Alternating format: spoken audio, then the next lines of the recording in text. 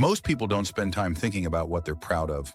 It usually sits in the background, unexamined, but it shows up in everyday moments.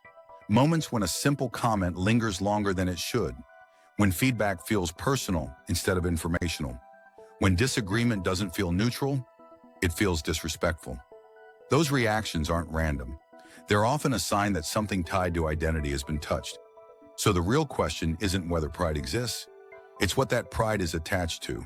Pride isn't a flaw, it's a stabilizer. It gives the mind a sense of coherence, a feeling of, this is who I am. Without that, people feel ungrounded. So pride shows up in every human life. The difference isn't having it, the difference is where it sits. A lot of pride gets attached to things that were never built. Nationality, not as belonging, but as superiority. Race or ethnicity, physical appearance, family wealth or background, status that came without effort.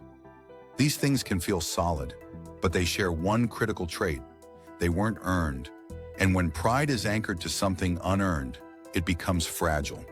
Because it can't be strengthened, it can't be improved, it can only be protected. That's where defensiveness comes from. That's why disagreement feels like an attack. That's why questioning feels threatening. When pride can't grow, it demands defense. The mind doesn't ask, is this the strongest place to anchor pride? It asks, what keeps the self stable right now? Unearned pride is efficient.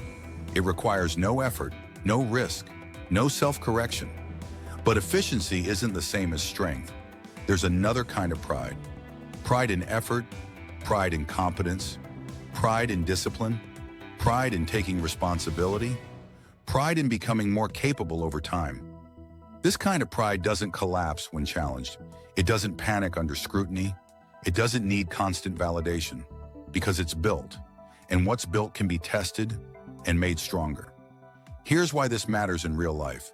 The kind of pride a person carries shapes how criticism is handled, how disagreement is processed, whether pressure leads to growth or defensiveness, whether life sharpens the mind or hardens it. Pride anchored in unearned traits traps people in protecting an image.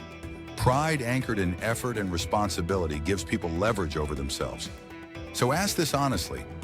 If what you're proud of were questioned tomorrow, would it need defending or could it be built on? That answer quietly reveals whether pride is helping growth or quietly holding it back. If this made something click, leave a comment. And if you want more clarity like this, consider subscribing.